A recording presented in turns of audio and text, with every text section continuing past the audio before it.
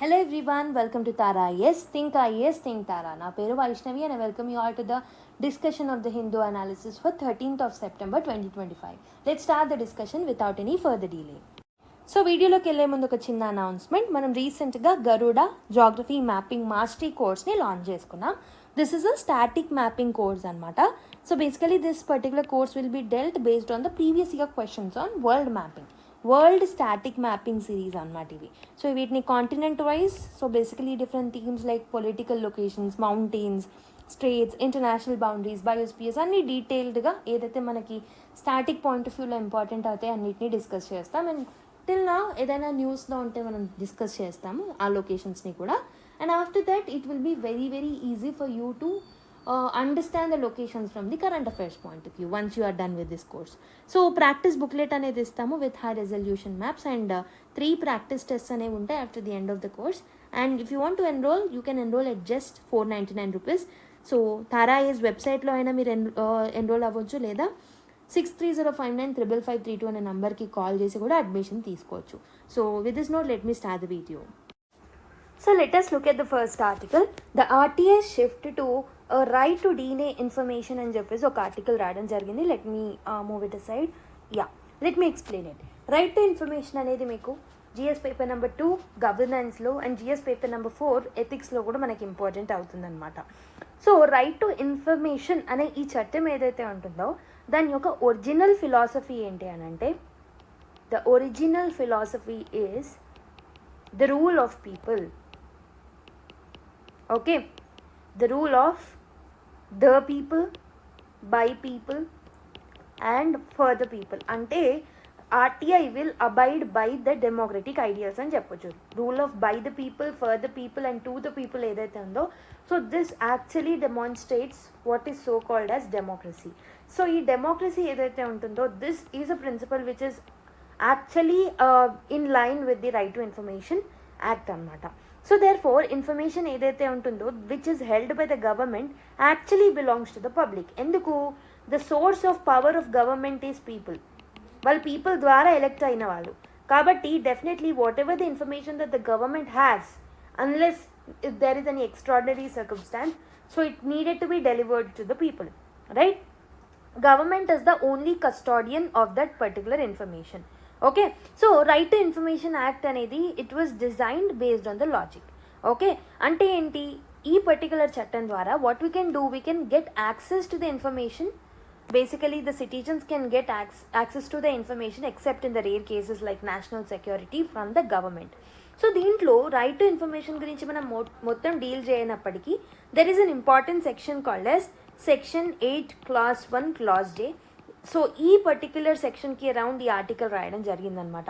So the section deals with the personal information. So basically the rule is DNA only if information is purely private and if it is unrelated to public interest or if it causes an unwanted invasion of the privacy. So basically this says that right to information అనేది ఏ సర్కమ్స్టాన్సెస్లో మనము exception ఇవ్వచ్చు, like whenever the citizens are asking for the information from the government.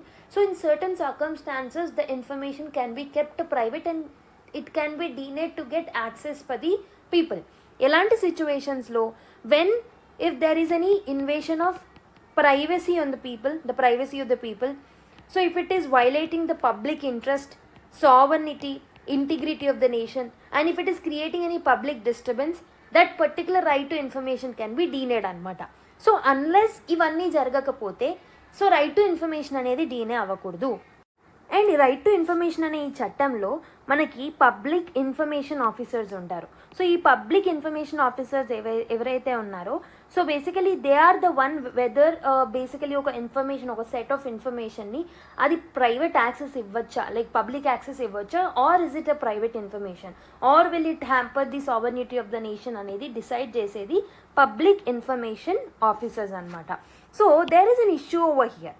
So some people will say that privacy is more important and few people will say that right to information and not having a secrecy and being transparent enough is a good governance అని చెప్పేసి కొంతమంది అని అంటూ ఉంటారు, right? Privacy అనేది ఇంపార్టెంటే, but we don't have a fixed definition for it.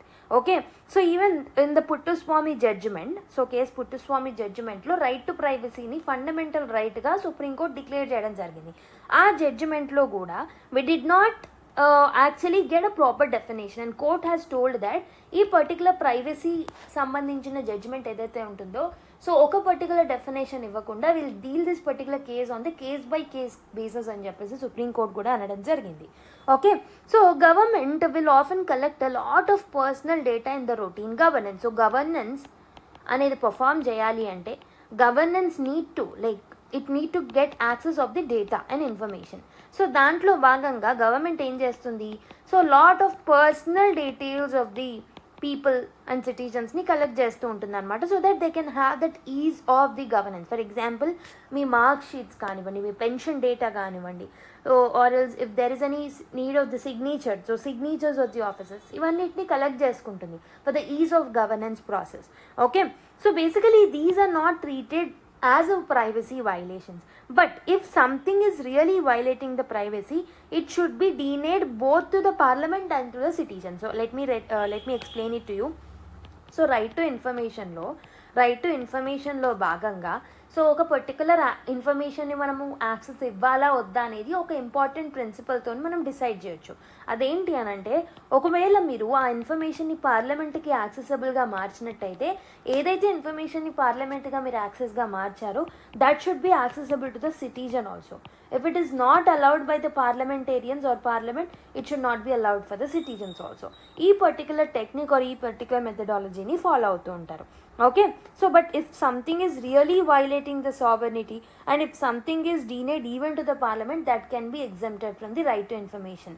Okay, so and కాన్స్టిట్యూషన్లో ఉన్న ఆర్టికల్ 19 క్లాస్ 2 ఏం చేస్తుంది అని అంటే, it will permit only for decency and morality. So if some speech or some information అది public access వస్తుంది అన్నప్పుడు, if it will violate, if there is any chance of violation of decency and morality, that can be denied from the right to information or it should be kept private అని చెప్పేసి article 19 clause 2 కూడా చెప్తుంది. How things got changed with the DPDP act, that is the main context over here. So basically మనము రీసెంట్గా digital personal data protection యాక్ట్ని దీన్ని amend చేయడం జరిగిందనమాట.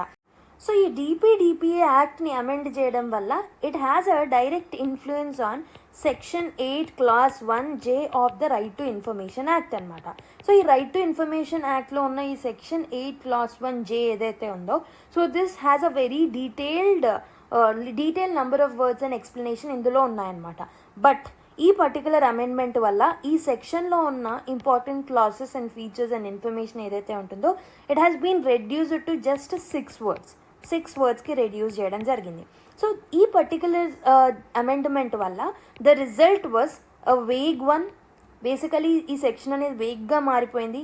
So it is very easy to misuse this section now because of this amendment, and most things now can be called as a personal information and it can be denied wantedly by the government, which will have a lot of implications on maintaining a transparency and accountability. I hope you have understood.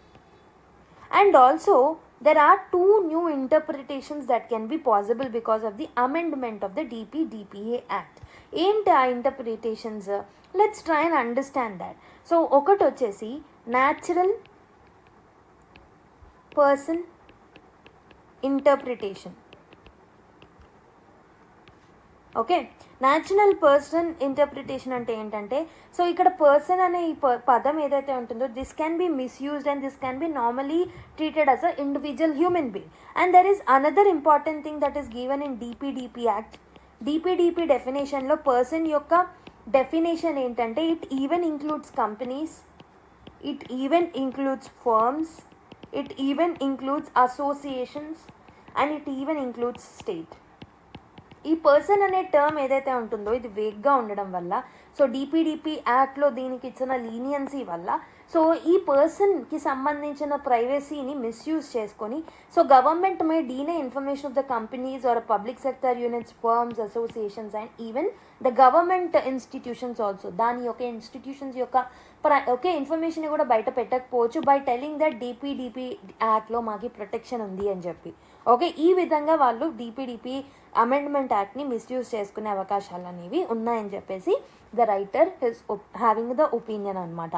So ఈ public information officers ఎవరైతే ఉన్నారో, PIOs ఎవరైతే ఉన్నారో, so these will have a right to actually decide or a power to decide whether a particular information violates the privacy or violates the sovereignty integrity of the nation or not. So వాళ్ళకి duty అనేది ఉంటుందని చెప్పాను మీకు. But DPDP act ఏదైతే ఉంటుందో, ఈ particular personal information or a person అనే ఈ ఇన్ఫర్మేషన్ ఏదైతే ఉంటుందో, if it is violating, so they will be actually charged up to 250 crores అనమాట. హ్యూజ్ పెనాలిటీస్ అనేది వేయడం జరిగింది. సో ఈ పర్టికులర్ పెనాలిటీస్ వల్ల ఈ PIOs ఎవరైతే ఉన్నారో, they may fear of this particular penalties. ఈ పెనాలిటీస్ మా మీద పడితే హ్యూజ్ బర్డన్ అనేది మా మీద పడుతుంది, కాబట్టి I need to definitely deny the information to the public access అని చెప్పేసి వాళ్ళు ప్రతి ఇన్ఫర్మేషన్ని డీనే చేసే అవకాశాలు అనేవి ఉంటాయన్నమాట.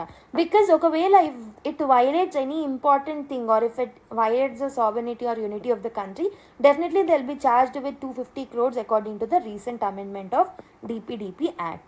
Okay, so basically PIOs will be scared of the punishment, so they will naturally take the safe route. They'll deny the information instead of sharing to the public. Okay, this particular flips RTI, that is right to information నుంచి right to deny information గా మారిపోతుంది because of the a small amendment that was done under the DPDP Act. So this is how the government is trying to amend this thing and trying to misuse the provisions in the future. Okay, so what will be the consequences of all of this? ఈ particular acts అనేవి recent టైమ్స్లో జరగడం వల్ల, so ఈ particular వాటి వల్ల ఎలాంటి impacts అనేవి ఉంటాయి? First thing, so this will have a lot of consequences on a larger context of democracy and corruption అనేవి పెరిగే ఛాన్సెస్ అనేవి ఉంటాయన్నమాట. So first thing, so people or citizens will lose a chance of monitoring the government. So government will stop being accountable to the citizens because of the changes that were done under the DPDP Act.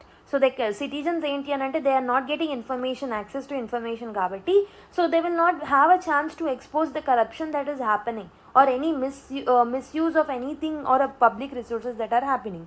So వాళ్ళు బయట పెట్టలేకపోతారు. That was first thing.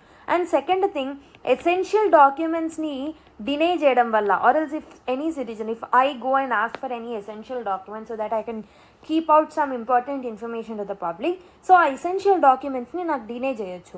So even corrected mark sheets, pension list or official orders, వీటన్నిటిని కూడా refuse చేయొచ్చు. Okay, so for example, if any recruitment body is conducting an exam, so if I wrote that particular exam and I feel, ఒకవేళ నేనే feel అయ్యాను అనుకోండి, అక్కడ ఏదైనా mall practice జరిగింది, లేకపోతే నాకు ప్రాపర్ కరెక్షన్ జరగలేదు, నా పేపర్ నాకు ఇవ్వండి అని చెప్పేసి రైట్ టు ఇన్ఫర్మేషన్ కింద నేను ఆ యాక్సెస్ కోరినప్పుడు, they may use DPDP act and tell, and they may misuse the DPDP and act and tell that will violate the sovereignty, that will violate the integrity, that will violate the personal things etc. అని చెప్పి నాకు డీనే చేయొచ్చు ఆ essential డాక్యుమెంట్స్ని కూడా. Okay, for example, Rajasthan used to publish the pension beneficiary list in the state అనమాట. Basically pension beneficiary లిస్ట్ని బయట పెట్టేదన్నమాట. But now they may stop by using this particular provision of DPDP act. So ఇలా దాన్ని misuse చేసుకునే అవకాశాలు అనేవి ఉంటాయి. అండ్ థర్డ్ ఇంపార్టెంట్ థింగ్ అనేది, కరప్షన్ అనేది చాలా ఈజీగా మారిపోతుంది because of the denial of the information. Okay, things like fake employees or misuse of funds can be hidden as a personal information in the future. Okay, so RTI act అనేది still దాంట్లో ఇప్పుడు ప్రస్తుతం section 8 Clause 2 అనేది ఉంటుంది. But that says that even if exempted information can be shared if larger public interest demands అనే ఒక important provision మాత్రం అందులో ఉంటుంది. అంటే ఇప్పుడు డిపిడిపి యాక్ట్ కింద మీరు ఒకవేళ ఇన్ఫర్మేషన్ని డీనే చేయాలనుకున్నా, బట్ ఆ సెక్షన్ 8 Clause 2 ఏం చెప్తుంది అని అంటే, so if that information that is asked by the citizens of India for the larger good of the society or for the larger public interest or demands of the society, that must be provided irrespective of any other provisions అని చెప్పేసి section 8 Clause 2లో కూడా mention చేసింది. But ఈ particular సెక్షన్ని ఫ్యూచర్లో రేర్గా use చేసేసే అవకాశాలు ఉంటాయి and they may not use it at all. Okay, అప్పుడు మనకి ఏమవుతుంది, definitely a clear violation of the democratic principles. Okay, so ఎందుకనంటే ఆఫీసర్స్ ఎవరైతే ఉన్నారో, PIOs ఎవరైతే ఉన్నారో, they are scared enough. So they'll basically choose the safer route only by denying the information. Okay, so practically it won't rescue any transparency అని చెప్పొచ్చు. And coming to public apathy and the danger, RTI amendments ఏవైతే ఉన్నాయో, for example earlier ఆర్టీఐలో మనం amendments తీసుకొచ్చాము, we have reduced the commissioners independence. So ఇందులో ఉన్న PIOs కానీ ఇన్ఫర్మేషన్ కమిషనర్స్ ఆఫీసర్స్ యొక్క ఇండిపెండెన్స్ ఏదైతే ఉంటుందో అది తగ్గిపోయింది because of the amendments, several amendments that were done by the parliament in the recent past. Okay, and also దీనివల్ల again RTI was in a controversy for more period of time అని చెప్పొచ్చు. And this one didn't because ఎందుకు అని అంటే it came in the name of data protection. So basically ఇక్కడేమో public criticism డైరెక్ట్గా ఆర్టీఐలోనే changes జరిగాయని చెప్పేసి క్రిటిసిజం వచ్చింది and it did not move. But now ఇది డిపిడిపి యాక్ట్లో చేంజెస్ చేయడం వల్ల రైట్ టు ఇన్ఫర్మేషన్ యాక్ట్ మీద ప్రభావం పడుతుంది, which most of the people don't know. People are not aware about this. So that's why it is not catching more media attention అని చెప్పేసి author అంటున్నారు అనమాట. And most of the times people will not understand it and they'll think that నా personal information నేను బయట ఎందుకు పెట్టాలి అనే ఒక పర్సెప్షన్లోకి డెవలప్ అవుతారు. And this is a wrong perception that will be developed among the citizens because of lack of awareness. But in reality ఈ change ఏదైతే ఉంటుందో ఇది ప్రతి ఒక్కరి రైట్ టు నో అనే ఒక ఇంపార్టెంట్ రైట్ని కోల్పోయే ఛాన్సెస్ ఉన్నాయి because of the changes that have been brought in the DPDP act. So కాబట్టి ఏం చేయాలని చెప్పేసి ఆథర్ అంటున్నారు అని అంటే సిటిజన్స్ కానీ మీడియా కానీ they must wake up and debate this particular aspect very seriously and we have to demand for the political parties that so reversal of the amendment is something which we need to demand. Okay, and we have to build the public opinion అని చెప్పేసి అంటున్నారు. And we have to recognise that RTI అనేది ఒక చట్టం మాత్రమే కాదు, it's a fundamental democratic right that each and every citizen of India need.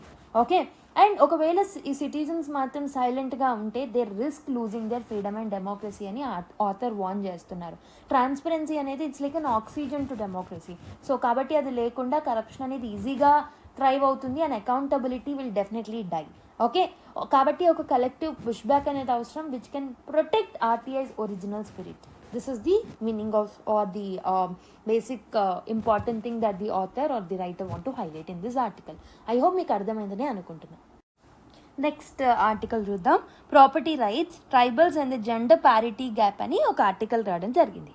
So let me introduce you this particular article through a story that is mentioned in the article. There is a person named Daya. So she is a Gond tribal woman anamata. She is from the Gond community and she is from Chhattisgarh.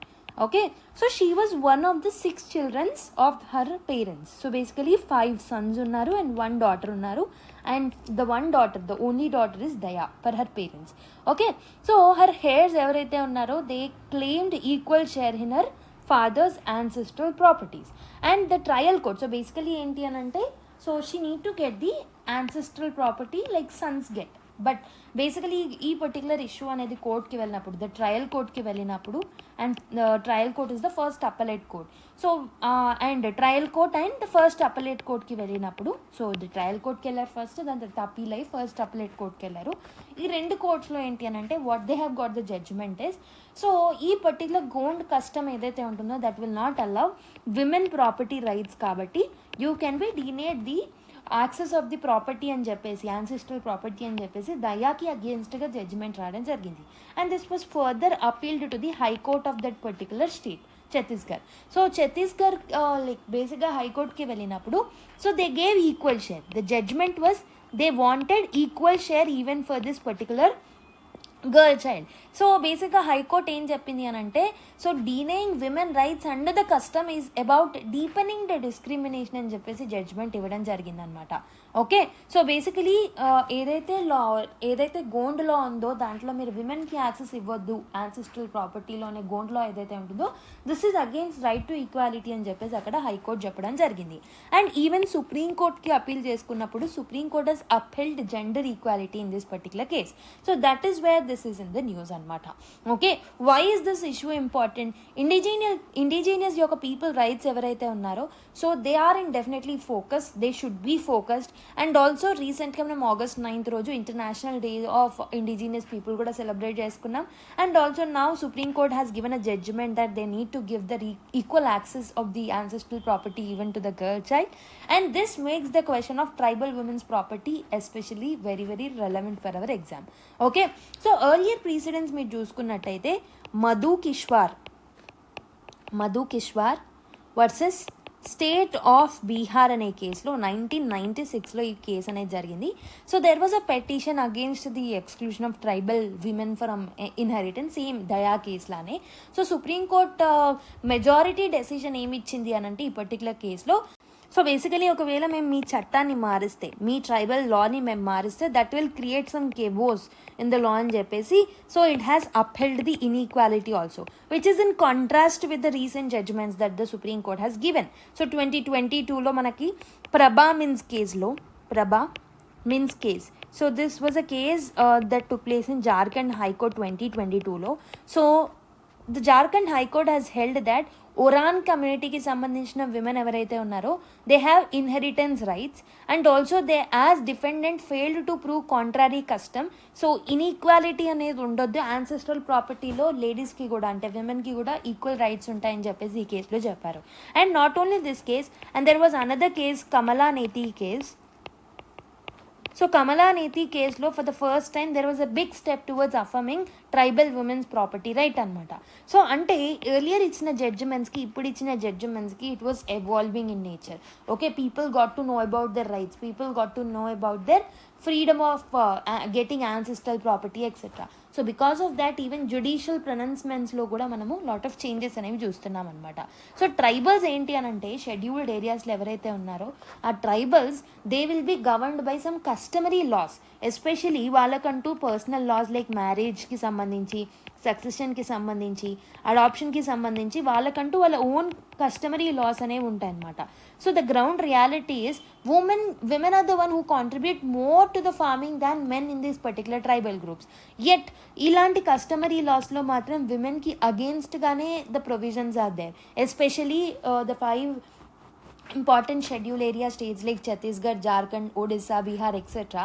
ఈ స్టేట్స్లో customary laws were against the women, especially the law of inheritance ఏదైతే ఉంటుందో of the ancestral property, అందులో most of this customary laws are against the women.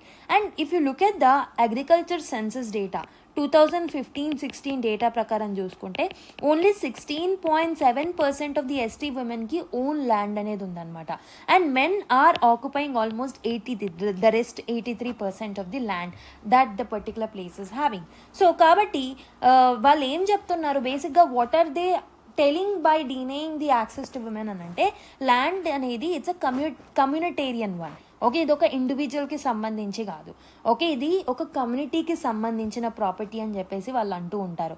Okay, so and ఇంకొకటి ఏంటంటే tribal women they'll marry the non tribal men అనే ఒక భయంతో కూడా they'll tell that women need not to get access of this particular property. So దీనివల్ల land alienation అనేది జరుగుతుంది అని చెప్తారు. And yet land continues to remain indigenous in nature even after the transfer. Okay, this is the problem. So basically let me repeat it again. So they'll justify by saying that, so ఒకటి వచ్చేసి land అనేది it's a communitarian property, not individual property అని చెప్పేసి అలా అంటూ ఉంటారు. And ఇంకొకటి ఏంటంటే ట్రైబల్ విమెన్ నాన్ ట్రైబల్ మెన్ని పెళ్లి చేసుకుంటే that land will be alienated అనే భయంతో కూడా మేము మీకు రాయము అని చెప్పేసి అంటూ ఉంటారనమాట. Okay, so for custom to become enforceable law, so basically ఏదైనా ఒక కస్టమ్ అనేది ఒక ఎన్ఫోర్సబుల్ లాగా మారాలి అని అంటే కొన్ని ఆస్పెక్ట్స్ని అది ఫాలో అవ్వాలి, కొన్ని ఆస్పెక్ట్స్ని అది సాటిస్ఫై చేయాలి. సో ఒకటి వచ్చేసి it needed to have a continuity in nature from the ancestors నుంచి ఆ చట్టాన్ని ఫాలో అవుతూ ఉండాలి ఆ కస్టమ్ని. ఇంకొకటి ఏంటంటే సర్టెనిటీ అనేది ఉండాలి. And also there should be some reasonableness and some logic around it. Okay, so ఒక ర్యాషనాలిటీ అనేది ఉండాలి. And also it needed to confirm with the public policy. ఇవన్నీ ప్రాపర్గా సెట్ అయితేనే, సాటిస్ఫై అవుతేనే ఒక కస్టమ్ అనేది ఒక చట్టంగా మారుతుందన్నమాట. అండ్ ఒకవేళ ఈ పర్టికులర్ రీజన్స్ అనేవి వ్యాలిడ్గా లేకపోతే, if these particular 4 things are not satisfied with respect to any customs, courts will have a right to struck down that particular custom or a particular part of the custom law that any community has. Okay, for example, Jharkhand High Court 2022 law, it has invalidated a custom of denying Oraon daughters inheritance, Oraon కమ్యూనిటీకి సంబంధించిన daughter inheritance ఉండకూడదు అనే దాన్ని కొట్టిపడేసింది, because it is not basically satisfying these 4 important things that customs need to satisfy in order to become the law. So కాబట్టి మనకి ఈ particular ఇష్యూస్ని solve చేయడానికి ఒక ప్రాపర్ లీగల్ ఫ్రేమ్వర్క్ అనేది అవసరం. సో ఎందుకు why there is a need of the proper legal framework అంటే, ఇలా మనకి ట్రైబల్స్కి సంబంధించి ఒక్కొక్క దగ్గర ఒక్కొక్క కస్టమరీ లా ఉండడం వల్ల most of the times this personal laws are against the women. So కాబట్టి ఆ ఈక్వాలిటీని మనం అచీవ్ చేయడానికి, ఆ యూనివర్సాలిటీని అచీవ్ చేయడానికి ఒక లీగల్ ఫ్రేమ్వర్క్ అనేది కావాలి. సో మనకు ఆల్రెడీ హిందూ సక్సెషన్ యాక్ట్ అనేది ఉంది, Hindu succession act.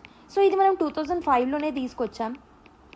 But this particular Hindu Succession Act, which give rights for the inheritance for the women, so this has been excluded for the tribals under Section 2 Clause 2. Section 2 Clause 2 కింద ట్రైబల్స్కి particular ప్రొవిజన్ని exempt చేయడం జరిగిందనమాట. కాబట్టి వాళ్ళకంటూ ఒక statutory protection అనేది లేదు. Okay, కాబట్టి మనము సో అట్లీస్ట్ దీన్ని అమెండ్ చేసి ట్రైబల్స్ నన్నా ఇంక్లూడ్ చేయాలి, లేదా we need to create a tribal succession act. ట్రైబల్స్కి సంబంధించి కూడా ఒక సక్సెషన్ చట్టాన్ని మనం క్రియేట్ చేయాలి, separate legislation needed to be formed. Okay, and also tribal లాస్ని మనం కోడిఫై చేయాల్సిన అవసరం అయితే ఉంది, like how we have codified the Hindu laws and the Christian laws. Okay, and we need to align this particular laws with the constitutional principles. Okay, they have to be abide by the constitutional morality అనమాట. Okay, so the core ethical question that is coming around this particular issue is the gender justice, ethics or ethical violation ఏం జరుగుతుంది ఈ particular tribal rights వల్ల? Gender injustice అనేది జరుగుతుంది, deep gender injustice అనేది జరుగుతుంది. ఇక్కడ women are denied rights in land despite వాళ్ళు central contributors to the tribal economy అయినప్పటికీ they are డీనేడ్ land. That is the first important ethical core principle that is getting violated, so which is against the Sufian ethics. Okay, and next ఇంకొకటి వచ్చేసి land అనేది it's not just an asset, అదొక asset మాత్రమే కాదు, it's also about identity. Other than asset, it is also about identity, it is also about security, and it is also about empowerment.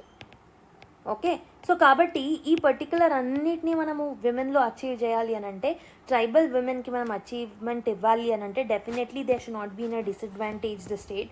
వాళ్ళకంటూ ఒక చట్టం ఉండాలి, and they need to get right to access the property also.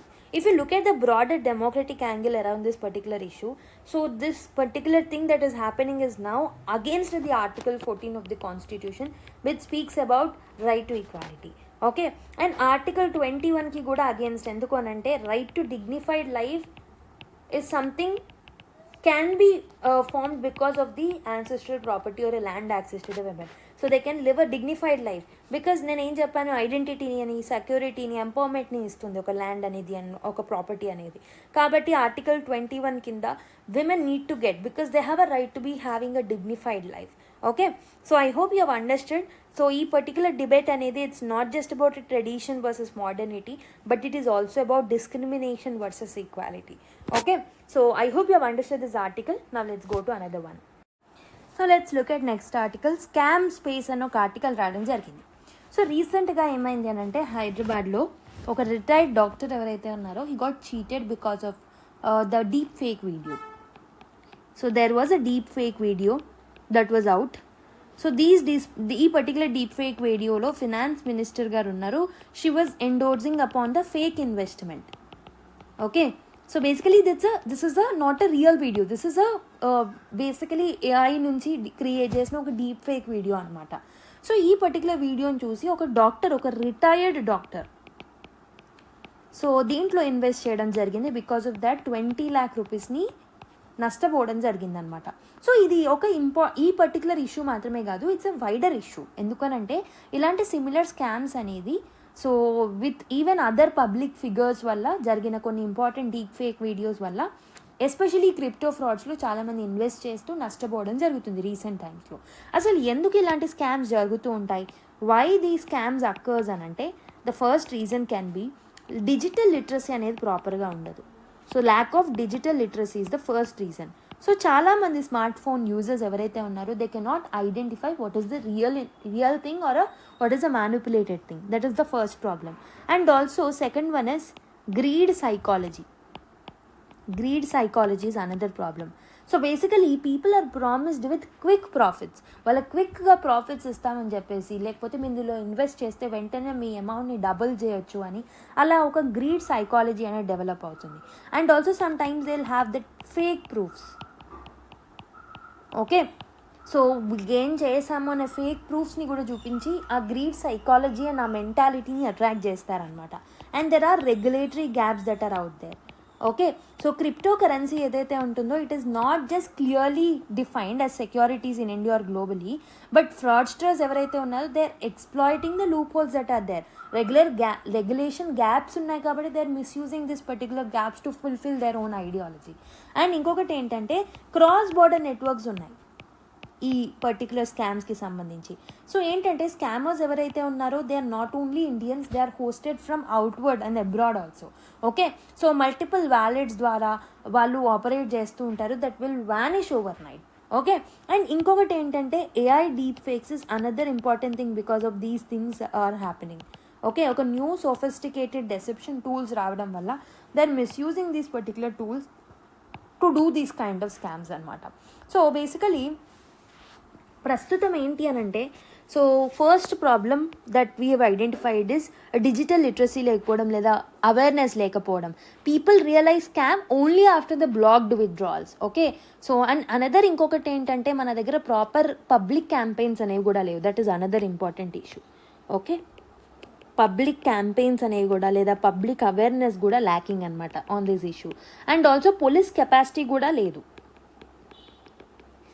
Okay, so police doesn't have any capacity especially in the national borders. దానివల్ల fraudsters ఈజీగా escape అవుతున్నారు ఇక్కడ నుంచి. And social media ప్లాట్ఫామ్స్కి ఎలాంటి రోల్ ఉండాలి ఈ పర్టికులర్ థింగ్స్ని మనం సెటిల్ చేసుకోవడానికి ఆర్ ఈ పర్టికులర్ థింగ్స్ అనేవి జరగకుండా ఉండడానికి అని అంటే, first thing that they need to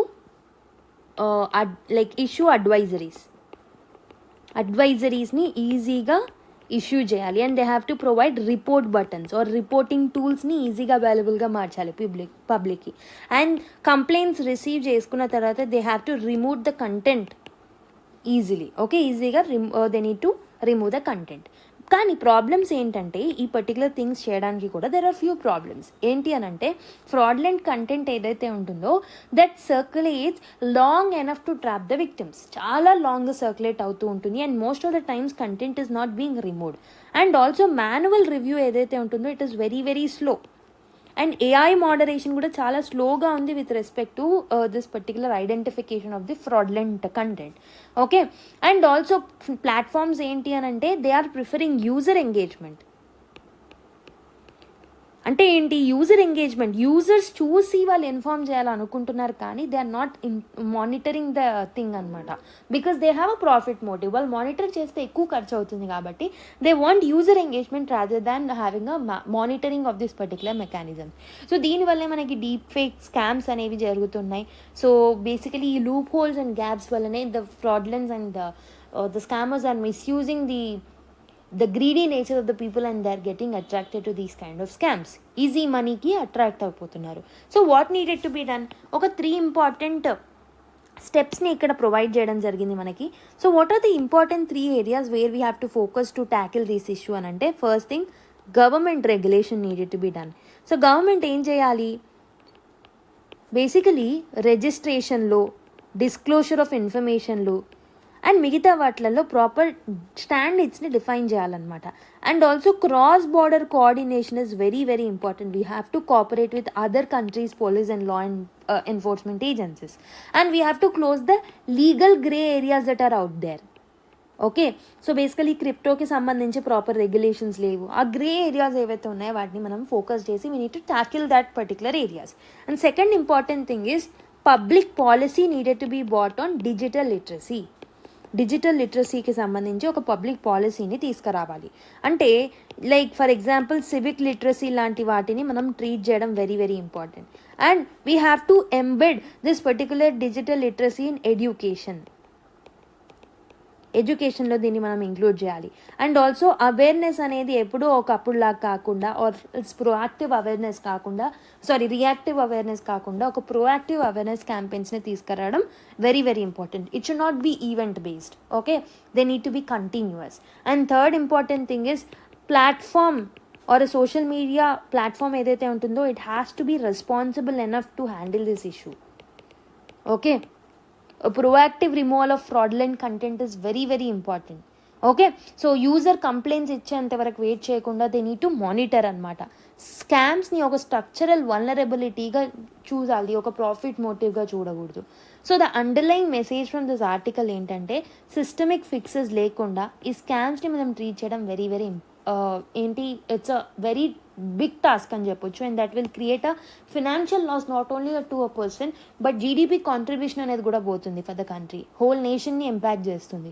the digital economy అనేది మనం దాన్ని ట్రస్ట్ చేయలేము ఒకవేళ ఇఫ్ డీప్ ఫేక్ ఫ్రాడ్స్ కానీ ప్యాసివ్ ప్లాట్ఫామ్స్ కానీ ప్రాపర్ రెగ్యులేషన్స్తో వర్క్ చేయకపోతే. కాబట్టి in order to have the digital trust from the people towards this platforms, so it is essential for India to grow a very transparent digital ecosystem. Okay, so let's look at another article.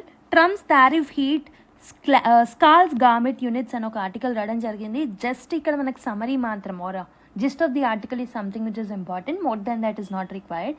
ఈ ఆర్టికల్లో ఏం highlight చేస్తున్నారు అని అంటే రీసెంట్గా 25% tariff and 25% additional penalty tariff ఏదైతే Trump impose చేశారు India మీద certain exported items of India. So దానివల్ల మేజర్ ఇండస్ట్రీస్ అనేవి హిట్ అవుతూ వస్తున్నాయి. We have seen the example of diamond industry. So I have explained you about the carpet industry in the last class. So ఈ particular case స్టడీలో are ఆర్టికల్లో మనకి ఇచ్చింది ఏంటంటే కర్ణాటకకు సంబంధించిన ఇండస్ట్రీస్ ఏవైతే గార్మెంట్ సెక్టార్స్ ఉన్నాయో అవి కూడా they are going to hit hard because of the 50% tariff అని చెప్పేసి ఇచ్చారనమాట.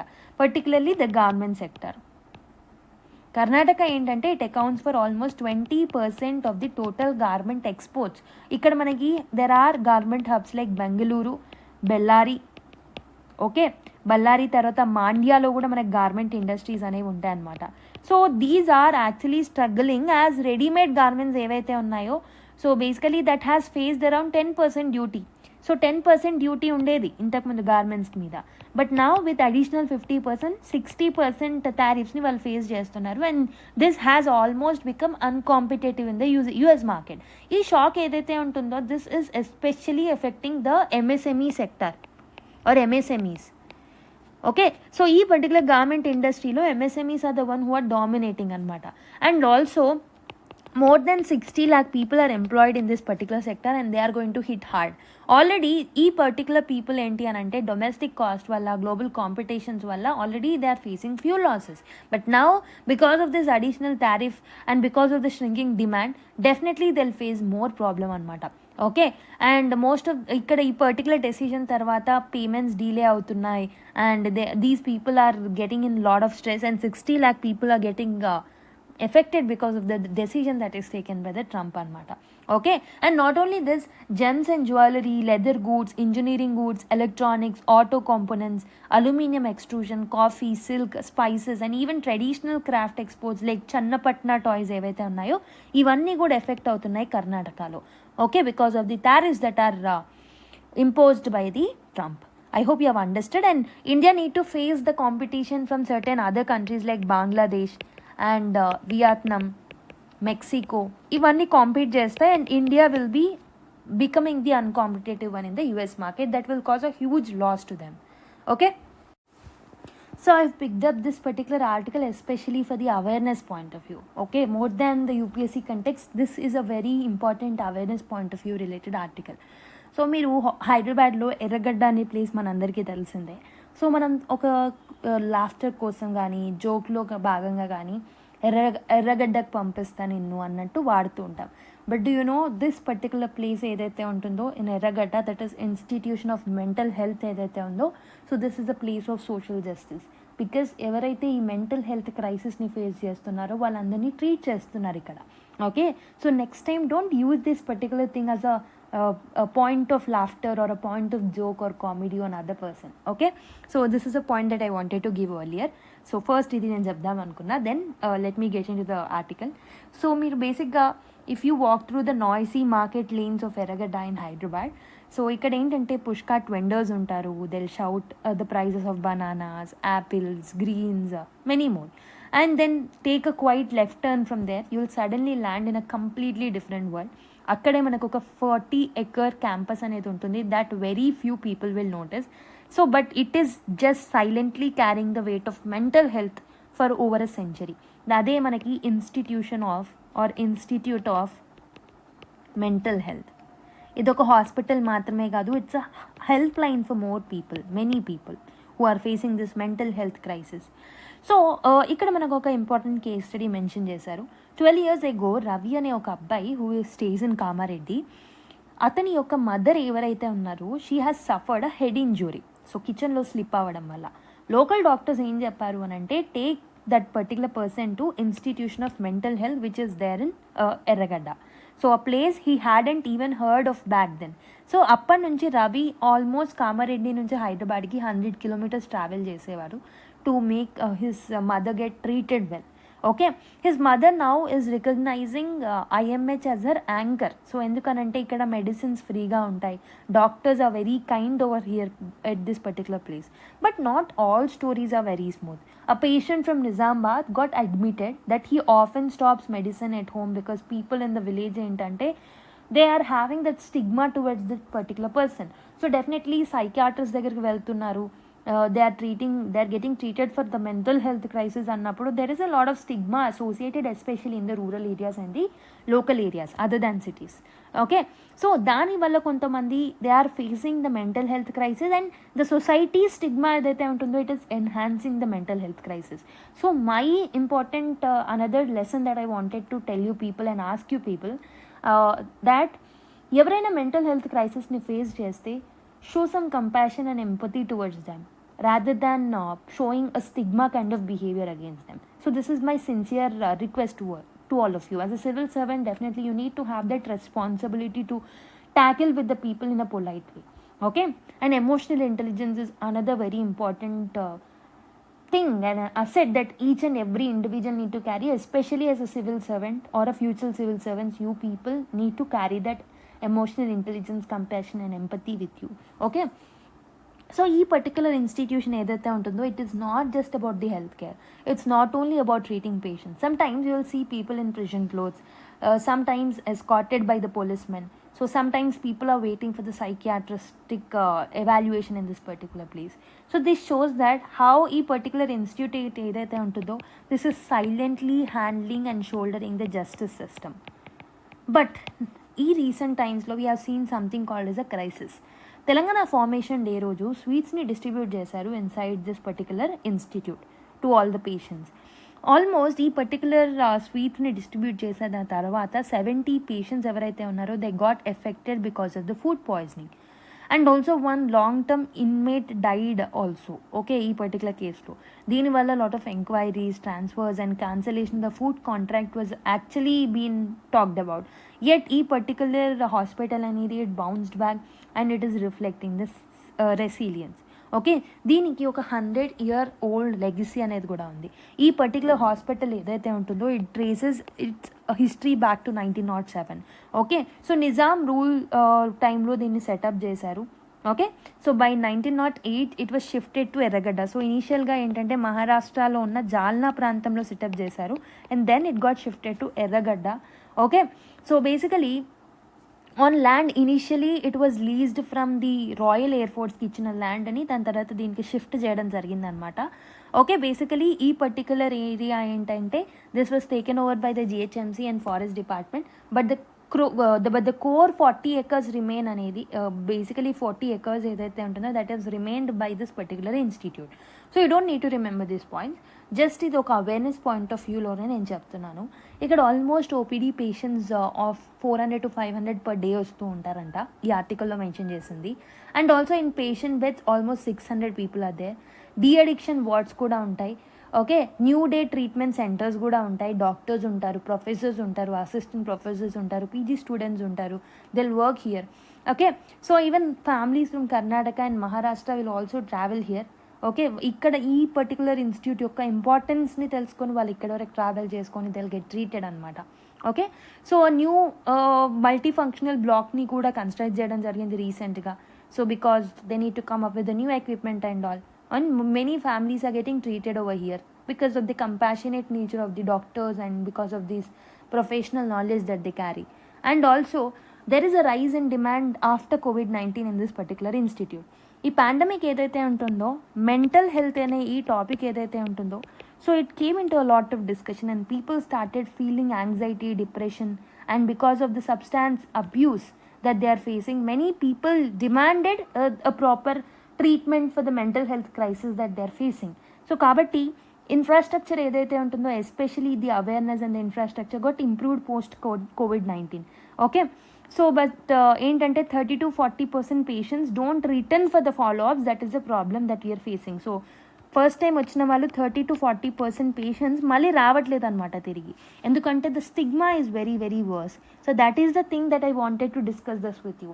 అట్లీస్ట్ మీ చుట్టుప్రక్కన ఉన్న వాళ్ళకి make them aware of this particular issue and don't bully any one who has these kind of problems. So there is a bigger lesson that the society need to learn. We rush to hospitals for fever or chest pain. దాన్ని మీరు stigma లాగా తీసుకున్నప్పుడు why are you treating this mental health crisis as a stigma? Okay, so when someone says I don't feel like living anymore, families try to hush it up instead of seeking professional help. So I wanted you people to react and take a proactive steps basically against these kind of stigmas that are therein. Okay, so this is just for awareness. ఇక్కడ నుంచి మీరు ఏదైనా case స్టడీస్ని ఎగ్జామ్లో coat చేసుకోవాలంటే చేసుకోవచ్చు, but more of awareness type of point of view. Okay, so carpet bombing in Uttar Pradesh అని ఒక article వచ్చింది. అగైన్ లాస్ట్ క్లాస్లో కూడా నేను దీని గురించి చెప్పాను అండ్ ఈరోజు కూడా ఆర్టికల్ రావడం జరిగింది కాబట్టి so I picked this particular topic also. So there is a place named Bhadohi. This is very famous for the carpet manufacturing అనమాట. సో కార్పెట్ ఇండస్ట్రీస్కి ఇది చాలా famous. So remember, imagine you are sitting at a very small tea shop in Bhadohi, Uttar Pradesh. So group of middle aged men ఎవరైతే ఉన్నారో కొంతమంది tea తాగుతున్నారు and they are chit chatting with one other. But behind every cup that they are drinking there is a worry. ఎందుకు అనంటే one of them that is Vijay Bind, ఈ పర్టికులర్లో ఆర్టికల్లో mention చేయడం జరిగింది ఇతని పేరు. So says that he is saying that ఈ ఫ్యాక్టరీ ఏదైతే ఉంటుందో the factory owner has told them that you need to come back after a week అని చెప్పేసి అన్నారంట. And now they don't have any work at present. Another man admits that his savings ఏవైతే ఉన్నారో అవన్నీ ఖర్చు అయిపోతున్నాయి అండ్ ఇప్పుడు things అనేవి ఇంప్రూవ్ అవ్వకపోతే they have to go to money lender, ఒక షావుకార్ దగ్గరికి వెళ్ళాలని అంటూ ఉన్నారు. అంటే ఇది ఒక ప్రాబ్లం, ఒక పర్సనల్ ప్రాబ్లమే కాదు. It's the story of entire district of Bhadohi which is known for famously the carpet industry. Okay, carpet city of India అని కూడా అంటూ ఉంటాం. This is an important prelims fact that you have to remember. So along with Mirzapur and Varanasi, it particular ఈ బాదోహి అనేది it forms the heart of India's handmade carpet belt. ఈ particular tradition ఏదైతే ఉంటుందో this often goes back to Mughal era. Even Abul's Fazal Ain e Akbari ఏదైతే ఉంటుందో it mentions the carpet from these particular regions. ఈ రోజుకి కూడా ఆల్మోస్ట్ 22 lakh ఆర్టిజన్స్ ఎవరైతే ఉన్నారో they are depending on this particular carpet industry. 1200 registered exporters are operating here. India's handmade carpet exports are worth almost 17,000 crore. 60% of India's carpet exports అనేవి UP నుంచే జరుగుతున్నాయి and 58% of this exports are going to US only. కాబట్టి US 50% tariff impose చేయడం వల్ల these are the one who are getting and hitting hard. ఇంతమంది almost 22 lakhs అనేవి దీని మీద, ఇంతమంది పీపుల్ లైఫ్స్ అనేవి దీని మీద డిపెండ్ అయి ఉన్నాయి. Okay, so this is how this particular people are getting affected. I hope you have understood this particular thing. So ఏంటి అని అంటే దే ఆర్ వెరీ వల్నరబుల్ నా. సో నాట్ ఓన్లీ దే, ఇంతకుముందు మనం కర్ణాటక ఇండస్ట్రీస్ చూసాము and now this particular thing and also diamond industries examples చూసాము. వీళ్ళందరూ they are getting basically negatively impacted because of the decision that is taken by Trump. Remember these points, okay? So recent టైమ్స్లో మనం Gen Z revolution గురించి ఆల్రెడీ చూసాం. సో నేపాల్లో మనకి రెవల్యూషన్, జెన్జీ రెవల్యూషన్ అనేది జరిగింది and now it's a time again things are getting normalised. Sushila Karki has sworn in as Nepal's first women prime minister అనమాట. సో ప్రస్తుతం ప్రైమ్ మినిస్టర్ హ్యాస్ రిజైన్డ్ కాబట్టి ఆ గ్యాప్స్ని ఫిల్ఫిల్ చేయడానికి so Nepal's first women prime minister came into the throne. So her name is Susheela Karki. So basically ఈ particular person గురించి మనకెందుకు ma'am అని అంటే, definitely Nepal is very close ally with India. Nepal has a border with India. కాబట్టి we will have a larger impact with the politics and the things that are getting changed in the Nepal. So basically ఇంతకుముందు మనకి కేపీ ఓలీ ఏంటి అని అంటే, his term was very much against India. So he actually opposed Lipulekh trade. Okay, లిపూ lake ద్వారా మనం trade చేసుకుంటుంటే China తోటి, దాన్ని అపోజ్ చేశారు. మానస్ సరోవర్ యాత్ర త్రూ లిపూ లేక్ని అపోజ్ చేశారు. Often he was raising Kalapani dispute, and he has disputes, and he was very much tilted towards China, against India. So kabatti it was not in favor of India. But now the Nepal's first women prime minister, her name is Sushila Karki. So basically she is a chief justice of Nepal. She is known for her integrity. So she is the first woman chief justice of Nepal. Do you know, మన ఇండియాలో కూడా first women, ఇప్పటివరకు ఒక women chief justice కూడా లేదు. But ఈ నేపాల్లో మనకు ఒక చీఫ్ జస్టిస్, ఒక విమెన్ చీఫ్ జస్టిస్ అనేది ఉంది. And she is known for her integrity అనమాట. Okay, so she has a background from political science and she has a roots in India. She has studied in India. Tribhuvan యూనివర్సిటీలో చదవడం జరిగింది. She has completed her law in India. Okay, so తనకి ఇండియాకి close ties ఉండడం వల్ల she might favour towards India అని చెప్పేసి మనం అనుకోవచ్చు. And this will have a larger interest for our diplomatic ties and diplomatic talks in the future. Okay, so that is where this particular regime change అనేది మనకి very very important. Okay, I hope you have understood. And her husband also have some great relations with India. At least if she's basically నార్మల్గా ఇండియాకి more tilt లేకుండా at least she'll stay stable. చైనాతోని ఇండియాతోని relations continue అన్న చేస్తుంది, or else she'll get tilted towards India, which helps in improving the relations between both the countries. And soon after 1 year the elections అనేవి conduct చేసి మళ్ళీ కొత్త పిఎంని తీసుకొస్తారు. బట్ దెన్ అప్పటి వరకు we can resolve the issues that are there. Okay, let's look at another article. Retail inflation climbs to 2.1% in August after a 9-month decline అని చెప్పేసి ఒక ఆర్టికల్ రావడం జరిగింది. సో బేసికలీ రీటైల్ ఇన్ఫ్లేషన్ ఏదైతే ఉంటుందో this is measured by consumer price index. So basically July 2025లో అంటే last మంత్స్లో 1.55% ఉండింది. ఆగస్ట్కి వచ్చేవరకు ఈ రీటైల్ ఇన్ఫ్లేషన్ వచ్చేసి ఆల్మోస్ట్ ఇట్ రోజ్ టు 2.1%. అయితే ఇక్కడ ఒక ట్రెండ్ బ్రేక్ డౌన్ అయింది. ఏంటి అని అంటే, ఆల్మోస్ట్ నవంబర్ 2024 నుంచి మనకి ఈ పర్టికులర్ సిపిఐ ఇన్ఫ్లేషన్ ఏదైతే ఉంటుందో, ఈ రీటైల్ ఇన్ఫ్లేషన్ ఏదైతే ఉంటుందో that has been in the declining trend. But now after 9 months gap ఒక rise in the retail inflation చూడడం జరిగిందనమాట. బట్ స్టిల్ 2.1% అనేది ఇట్స్ వెరీ వెరీ లో అని చెప్పొచ్చు. Okay, so basically the RBI's comfort zone or inflation zone ఎంత ఉండాలి? 2 to 6% ఈ రేంజ్లో ఉండాలి. 2.1% is still a low one అనేది చెప్పొచ్చు అనమాట. If you look at the sector wise breakdown that is given in the article, food and beverages ఏవైతే ఉన్నాయో so they had inflation almost 0, that is 0.05%. If you're comparing with the August of last year 5.3% ఉండింది, but now 0.05% అనమాట. అసలు ఎందుకు ఇంత తక్కువ ఉంది అని అంటే, వెజిటేబుల్స్ కానీ పల్సెస్ కానీ చాలా చీప్గా మారిపోయాయి. కాబట్టి ఈ ఫుడ్ అండ్ బెవరేజెస్ ఏదైతే ఉంటుందో దాని యొక్క ఇన్ఫ్లేషన్ అనేది ఇట్స్ ఆల్మోస్ట్ 0.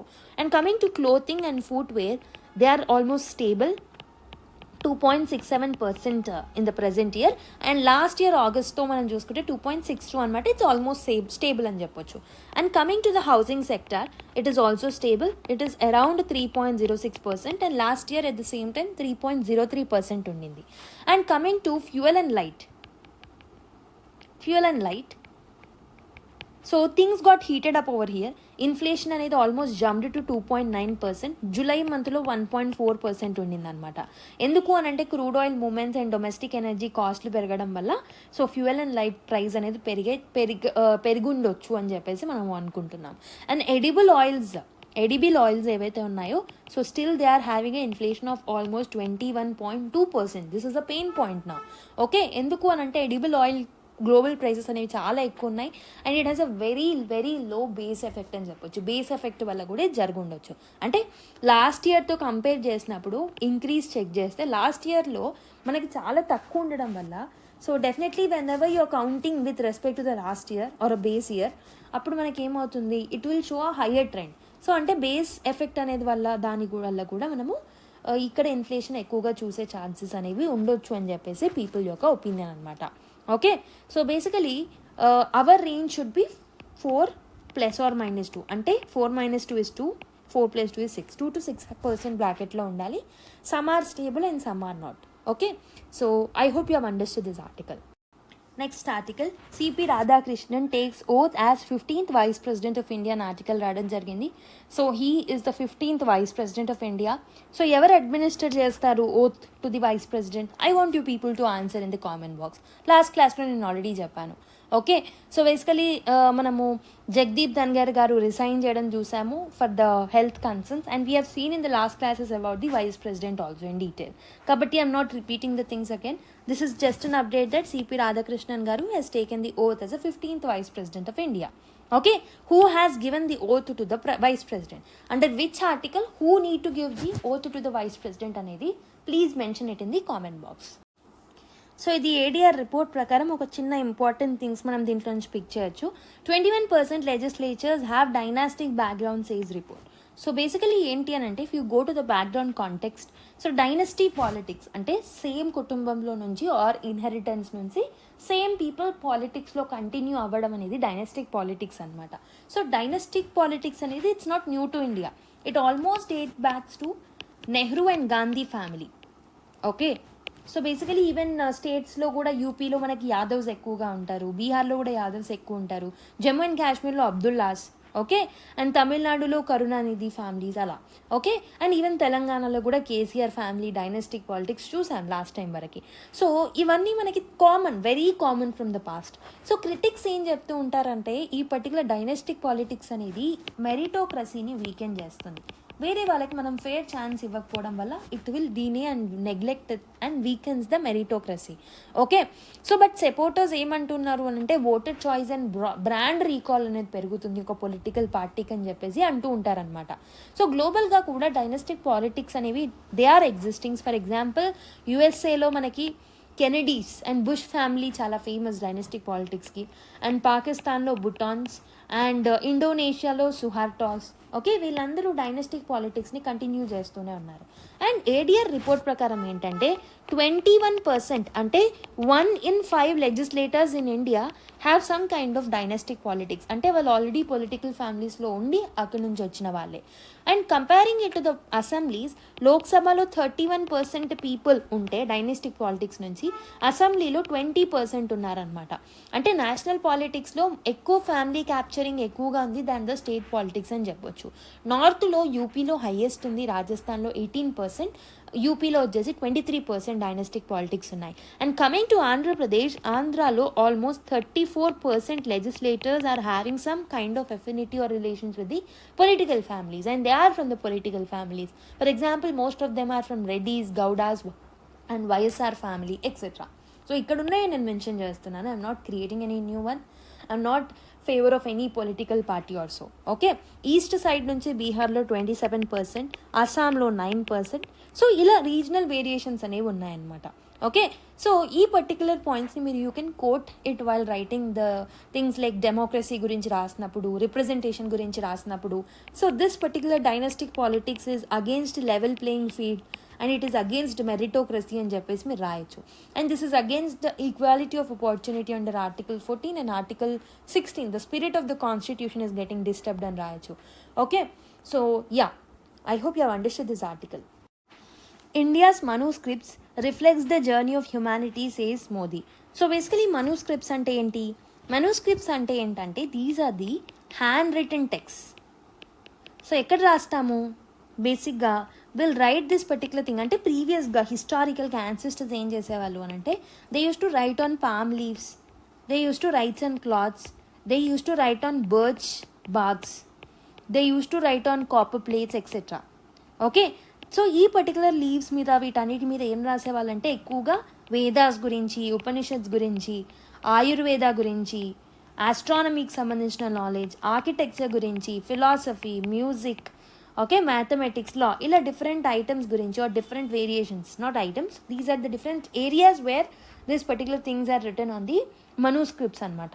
సో ఇండియాలో it is believed to have the largest repository of the manuscripts in the world. Almost మన దగ్గర 10 million ఇంచుమించు 10 మిలియన్ మనూస్క్రిప్ట్స్ అనేవి ఉన్నాయన్నమాట ఇండియాలో. బట్ మెనీ రిమైన్ స్కాటర్డ్, చాలా మటుకు స్కాటర్డ్గా ఉన్నాయి, ఫ్రెజైల్గా ఉన్నాయి, and they are not documented well. Colonial పీరియడ్లో, పోస్ట్ ఇండిపెండెన్స్ పీరియడ్లో వీటిని నెగ్లెక్ట్ చేశారు. ఓకే, కాబట్టి చాలా మటుకి మనూస్క్రిప్ట్స్ అనేవి మనము పోగొట్టుకోవడం జరిగిందనమాట. అండ్ మోస్ట్ ఆఫ్ దెమ్ ఏంటంటే టర్మరిక్ అండ్ నీమ్ పేటెంట్స్, దాంట్లో కాంట్రవర్సీస్లో కూడా మనం ఈ మనూస్క్రిప్ట్స్ గురించి చూసాం. For example let me tell you, టర్మరిక్కి సంబంధించి, నీమ్కి సంబంధించి, సో ఈ పర్టికులర్ థింగ్స్కి సంబంధించి మేమే కనిపెట్టామని చెప్పేసి యుఎస్ ఏం చేసింది అని అంటే, it has come up with some patent rights on this. So and we opposed and we have shown it on our, మన రూట్స్ ఏవైతే ఉన్నాయో of turmeric and etcetera from the manuscripts మనం చూపెట్టడం జరిగింది. And institutions like national mission for manuscripts 2003లో already it has been in existence, but digitization ఏదైతే ఉంటుందో this has remained very very partial అనమాట with respect to the manuscripts repository. కాబట్టి what are the key takeaways from the Modi speech in this particular thing అంటే, so basically digitization as a protection needed to be done for the preservation of the manuscript. So digitization అనేది it's need of the hour. Okay, and we need to ensure that manuscripts అనేవి they need to survive despite the natural decay. ఒకవేళ అవి DK అయినా, ఫైర్లో ఏదైనా అయినా, so వాటిని మనము డిజిటల్గా అన్నా మనము దాన్ని కాపాడుకోవాలి. And this is a step towards the knowledge sovereignty అని చెప్పేసి అన్నారు. And second important thing is, almost 1 crore manuscripts ఉన్నాయి కదా, ప్రస్తుతం ఓన్లీ 10 lakh వరకే మనం డిజిటైజ్ చేసాం. మ్యాసివ్ గ్యాప్ అనేది ఉంది. కాబట్టి we need some public private partnerships and technology driven solutions to digitize all of this. Okay, and third important thing that we can do is, we need to collaborate with other countries like థాయిలాండ్తో, వియత్నాంతో, Mongolia లాంటి కంట్రీస్తో. So where we share the similar ideas like Buddhist heritage, Indian civilizational heritage ఉన్న దగ్గర we need to collaborate with them and we need to digitize them. Okay, and ఇంకొకటి ఏంటంటే, fourth important point is, so this is tying up to ideology of made in India and this is tying up to the ideology of knowledge economy. కాబట్టి వీటి మీద మనం focus చేయాలి. We need to preserve the manuscripts. Okay, ఇది ఒక heritage మాత్రమే కాదు, మన యొక్క మోడర్న్ ఇంటలెక్చువల్ ప్రాపర్టీ లాగా. అండ్ ఇంకొకటి ఏంటంటే, జ్ఞాన్ భారతం మిషన్ అండ్ పోర్టల్ని తీసుకొచ్చాము ఇంతకుముందు మనము. So this is a central digital repository of the మనూస్క్రిప్ట్స్ అనమాట. జ్ఞాన్ భారతం మిషన్ అనేది అంటే ఈ మిషన్లో మనం ఒక పోర్టల్ని క్రియేట్ చేశాము. This is the digital repository of the manuscripts. So researchers కానీ, students, global community, they can have an access to all of this information. Okay, వాళ్ళు ప్రస్తుతం ఉన్న artificial intelligence and machine learning మెథడాలజీస్ని ఇంటిగ్రేట్ చేసి they can easily translate that manuscripts. Searchability ఉంటుంది, knowledge extraction అనేది చేసుకోవచ్చు అనమాట. ఓకే, సో దీనివల్ల we can get the national identity. Knowledge అనేది డెమోక్రటైజ్ అవుతుంది, యాక్సెసిబిలిటీ పెరుగుతుంది నాలెడ్జ్కి, and this will help in aligning with the sustainable development goals also. Okay, and global కాంపిటీషన్లో కూడా మనం కూడా ముందుంటాం అనమాట. Okay, I hope you have understand. Next article, denying upward mobility to candidates with disabilities defeats purpose of quota, says Supreme Court. So basically మన దగ్గర ఈ person with డిజబిలిటీస్కి we have some kind of reservation policies. So basically మన దగ్గర rights of persons with disabilities act అనేది ఉంది. ఈ చట్టం 2016లో తీసుకొచ్చాం. ఈ చట్టం కింద there is an section, important section, that is section 34. So this says that government జాబ్స్లో 4% రిజర్వేషన్ని మనము పర్సన్స్ విత్ డిజబిలిటీస్కి, so we have to put a reserve for them. Okay, రిజర్వేషన్ని ప్రొవైడ్ చేయాలి. సో ఈ పర్టికులర్ పాలసీ యొక్క ఇంటెంట్ ఏదైతే ఉందో, this is not like a charity. ఇది ఒక చారిటీ కాదు, it's their right. This is a right to bring the person with disabilities into the mainstream. Structural డిసడ్వాంటేజెస్ని మనము కట్ డౌన్ చేయాలనుకుంటున్నాం, correct చేయాలనుకుంటున్నాం. But what is the problem in practice? So persons with disabilities, if the candidate of the persons with disabilities scoring above the general cutoff, they are still defined or still confined to the PWT quota అనమాట. Most of the times వాళ్ళకి general category అంతా marks వచ్చినప్పటికీ కూడా వాళ్ళకి quota కిందనే వాళ్ళకి జాబ్ని provide చేస్తున్నారు, లేదా మార్క్స్ అనేది అలాట్ చేస్తున్నారు. దిస్ మీన్స్ దాట్ వాళ్ళ మెరిట్ని మనం ప్రాపర్గా రికగ్నైజ్ చేయట్లేదు. Okay, and there are few other people who scores within their category who scores less amount of the marks like them. Okay, so basically వాళ్ళలా కాకుండా ఇంకొంచెం తక్కువ స్కోర్ వచ్చే ఛాన్సెస్ ఉంటాయి. బట్ ఈ పర్టికులర్ వీళ్ళు కూడా పీడబ్ల్యూడీ కోటాలో రిజర్వ్ అవ్వడం వల్ల ఎవరైతే వాళ్ళకన్నా తక్కువ స్కోర్స్ ఉన్నాయో సో వీళ్ళకి ఈ రిజర్వేషన్లో బెనిఫిట్ అనేది అందట్లేదు. So I hope you have understand. For example, if there are 3 seats that are reserved for them, so PWD కోటాలో మనము ఎగ్జామ్ అటెంప్ట్ చేసిన వాళ్ళు ఒక 10 people ఉన్నారనుకోండి టోటల్లో. సో ఈ 10 peopleలో సో ఫర్ ఎగ్జాంపుల్ జనరల్ కేటగిరీకి సంబంధించిన కోటాలోనే ఒక 4 peopleకి or let's take it as 3 peopleకి ఆల్రెడీ జనరల్ కేటగిరీకి సంబంధించిన కట్ ఆఫ్ అనేది రీచ్ అయిపోయారు. బట్ స్టిల్ ఇప్పుడు ప్రాబ్లం ఏమవుతుంది అని అంటే వీళ్ళకి ఓసీకి వచ్చిన మార్క్స్ ఉన్నప్పటికీ they are been treated as a quota under the PWD and we 3 peopleకి despite of getting a meritorious score they are given under this particular thing only. Okay, ఈ పర్టికులర్ రిజర్వేషన్లోనే వాళ్ళకి ఇస్తున్నారు. దానివల్ల ఏమవుతుంది, ఈ 3 members కాకుండా ఇమీడియట్ నెక్స్ట్ 3 highest స్కోర్స్ ఏవైతే ఉన్నాయో ఈ 10 membersలో, సో ఒకవేళ వీళ్ళు ఈ 3 membersని మనం ఓసీ కింద వాళ్ళని ట్రీట్ చేసి వాళ్ళకి జాబ్స్ ఇస్తే నెక్స్ట్ 3 membersకి ఛాన్స్ అనేది వస్తుంది. బట్ ఇక్కడ ఆ పర్టికులర్ ప్రొవిజన్ అనేది అప్లై అవ్వట్లేదు. రిజర్వేషన్ పాలసీ ఒక ఇంటెంటే ఇది కదా, this is not a charity అని చెప్పి సుప్రీంకోర్టు అంటున్నారనమాట. Okay, they will have a right to get this particular thing because we need to actually clear the historical disturbances that they have faced earlier. Okay, this means వాళ్ళ మెరిట్ని మనం recognise చేయట్లేదు ఈక్వల్గా. And మిగతా స్టూడెంట్స్కి కూడా వాళ్ళ access of getting the job and benefits are decreasing because of this. So unlike SC ST ఓబీసీకి ఏంటంటే మనము వాళ్ళకి ఓసీ కేటగిరీలో జాబ్ వస్తే ఓసీలోనే మనం వాళ్ళని రిజర్వ్ చేస్తాము, లైక్ ఓసీలోనే వాళ్ళకి ఇస్తాము ఓసీ కోటా కింద. అండ్ తర్వాత ఉన్న రిమైనింగ్ పీపుల్కి will give it in the reserved quota.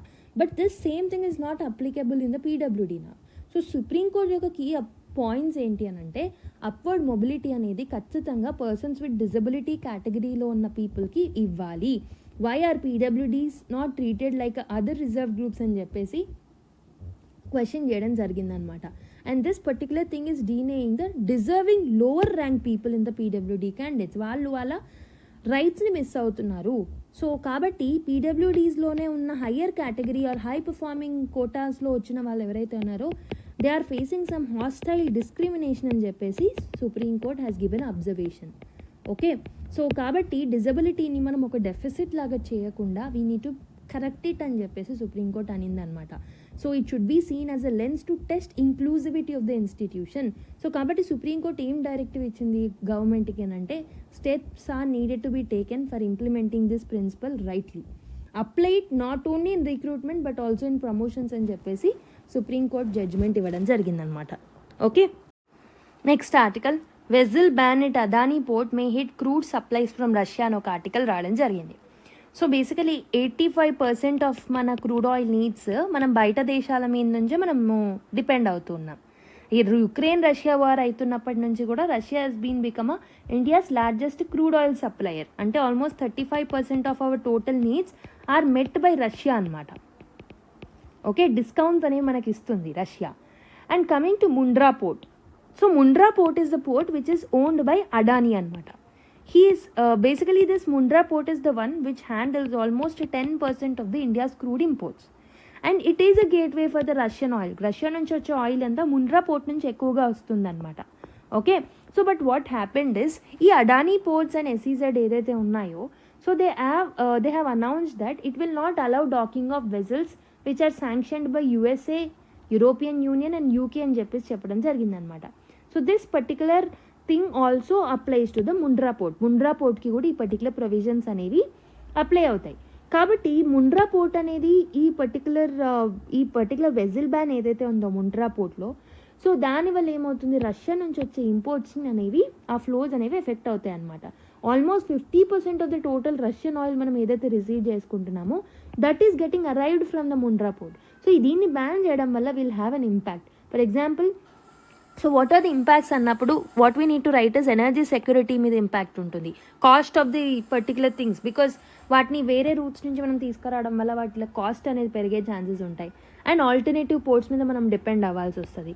And second thing is sanctions pressure is another important thing that we have. Okay, this will create a shadow sanction. ఈ particular ban అనేది it is creating a shadow sanction, it is indirectly affecting our interest. Okay, and also HMEL, Indian Oil లాంటి refiners ఎవరైతే ఉన్నారో they will face some operational difficulties, supply బాటిల్ నెక్స్ని face చేస్తారు. ఎందుకంటే these are the operators who are handling and who are refining this particular oil. So they will also face problem. And it will reflect the tight rope walk in India's foreign policy. ఒకవైపు Russian oil అనేది వాళ్ళ ఇన్ఫ్లేషన్ని check చేయడానికి help చేస్తుంటే, on the other hand US and European Union లాంటి వాళ్ళు pressure చేయడం వల్ల this is creating a negative impact on us. Okay, and market impact కూడా ఉంటుంది. వీ నీడ్ టు రీరూట్, వేరే రూట్స్ ద్వారా మనం ఇంపోర్ట్ చేసుకోవాలి, స్మాలర్ పోర్ట్స్ కానీ ఇంటర్మీడియరీస్ వల్ల కానీ, దానివల్ల కాస్ట్, టోటల్ కాస్ట్ అనేది పెరుగుతుంది అనమాట. Okay, so this is about this article. Next update are next article, Kerala capital to host 2-day blue economy conclave అని ఒక చిన్న ఆర్టికల్ రావడం జరిగింది. సో 29 యూరోపియన్ కంట్రీస్ ఏవైతే ఉన్నాయో, so they are expected to attend 2-day blue economy conclave అనమాట. So basically Kerala capital జరగబోతుంది September 18 to 19 అనమాట. So ministry for fisheries Saji Cherian గారు has said this particular thing. Okay, so the conclave blue tides 2 shores 1 vision అని చెప్పేసి ఈ conclave అనమాట. It is being organized by the states fisheries department in collaboration with union government and European Union. Almost 17 European countries నుంచి people will participate. So they have already confirm, మిగతా వాళ్ళు confirm చేయాలి 29 రిప్రజెంటేటివ్స్లో అని చెప్పేసి మనకు ఆర్టికల్ రావడం జరిగింది. The event will come out with a road map for developing Kerala as a sustainable and resilient blue economy model. So basically European Union యొక్క ఎక్స్పర్టీస్ని కేరళ వాళ్ళు తీసుకొని they will come up with this particular blue economy model that will be helpful for the other coastal regions in the future. Okay, so Finland, France, Hungary, Poland, Slovakia, Slovenia, Sweden, Denmark, Bulgaria, Austria, Romania, Germany ఇలాంటి countries అన్ని participate చేయబోతున్నాయి. So let's wait and watch. Again it will be in the news paper. So another important thing, hit by US tariffs, shrimp ecosystem in troubled waters, farmer hit hard అని వచ్చింది. ఈ రోజే ఇది third particular article where we are seeing the US tariff impact on Indian industries. So shrimp industries and their impact అనేది మనం already చూసాం. Okay, so shrimp ఏదైతే ఉంటుందో this is India's seafood backbone అని కూడా అంటాం అనమాట. So mainly the largest exporter of shrimp from India is vannamei variety. You don't need to remember that. US అనేది it's India's biggest market of shrimp. 40% of Indian shrimp అనేది it is getting exported to basically US, and most of the shrimp is manufacturing and getting produced in Andhra Pradesh. 50% of the total exports EP నుంచే జరుగుతున్నాయి అనమాట. Almost this is worth 40,000 crores. Okay, so who are the first one to hit because of this tariffs అంటే those are the farmers అనమాట. So farmers stopped buying seed due to the export uncertainty. దానివల్ల hatcheries ఏవైతే ఉన్నాయో అవి కూడా impact అవుతున్నాయి. 5 billion seeds అనేవి they are getting wasted హ్యాచరీస్లో. ఓకే, ఆల్మోస్ట్ దీనివల్ల 150 crore లాస్ అనేది జరుగుతుంది. ఫార్మర్స్ మీద నష్టం జరుగుతుంది, ఎక్స్పోర్టర్స్ మీద నష్టం జరుగుతుంది. షార్ట్ టర్మ్ రిలీఫ్లో భాగంగా సో బేసికలీ యుఎస్లో హాలిడే సీజన్ ఉండడం వల్ల కొంచెం it has boosted orders, but definitely ఈ పర్టికులర్ టారిఫ్స్ వల్ల లార్జర్ ఇంపాక్ట్ అనేది పడుతుందన్నమాట. Okay, so next one, India votes in favour of United Nation General Assembly resolution on Palestine state అని చెప్పి ఒక ఆర్టికల్ రావడం జరిగింది. సో ఏమైంది అని అంటే, సో ఒక యునైటెడ్ నేషన్ జనరల్ అసెంబ్లీలో ఒక రెజల్యూషన్ తీసుకొచ్చారు. దాన్ని ఏమంటున్నామనంటే New York declaration on the peaceful settlement of the Palestine issue అనే ఒక ఇంపార్టెంట్ డిక్లరేషన్ ఆర్ సెటిల్మెంట్ డిక్లరేషన్ని సో ప్లేస్ చేయడం జరిగిందనమాట. సో 142 నేషన్స్ ఏవైతే ఉన్నాయో they have voted in the favour of this particular agreement and 10 has voted against it, including US and Israel, and 12 abstentions అనేవి చూసామన్నమాట. So India యొక్క position చూసుకుంటే it has voted in the favour of the resolution. That is the point that you have to remember. What are the key demands of this declaration అంటే, so first thing is end of Gaza war.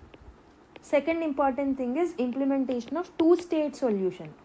Okay, one is Israel and one is sovereign Palestine. Israel and third important thing, ఇజ్రాయెల్కి కొన్ని restrictions ఇచ్చారు. First thing is stop settlement and annexation in occupied territories including the East Jerusalem, and end violence and incitement అని చెప్పారు, and publicly commit to a Palestinian state అని చెప్పేసి ఇజ్రాయెల్కి చెప్పడం జరిగింది.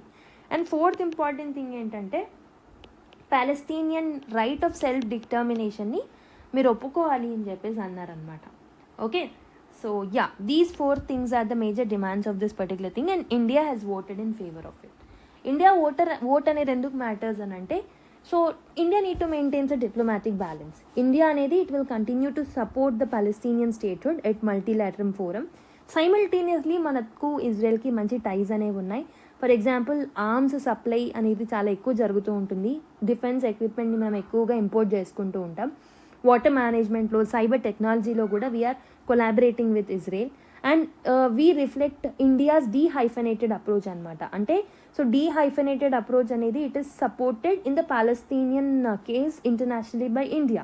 And we are aligning with Global South ideologies with respect to Israel.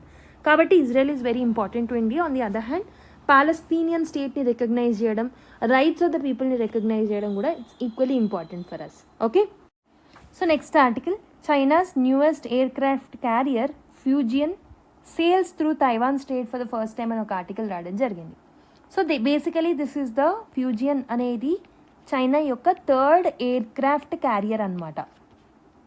Okay, so this has been powered by nuclear energy. Remember, so this is the China's third aircraft carrier and this is powered by conventionally powered and not nuclear energy. Okay, nuclear energy నుంచి power కాలేదు, this have a conventional power only. ఒఫీషియల్గా ఏంటి అంటే the navy says that it was an en route to South China Sea for training and experiments అని చెప్పేసి China navy inform చేయడం జరిగింది. So definitely this is a strategic signal to Taiwan, USA, Japan, Australia and other allies who want control on South China see.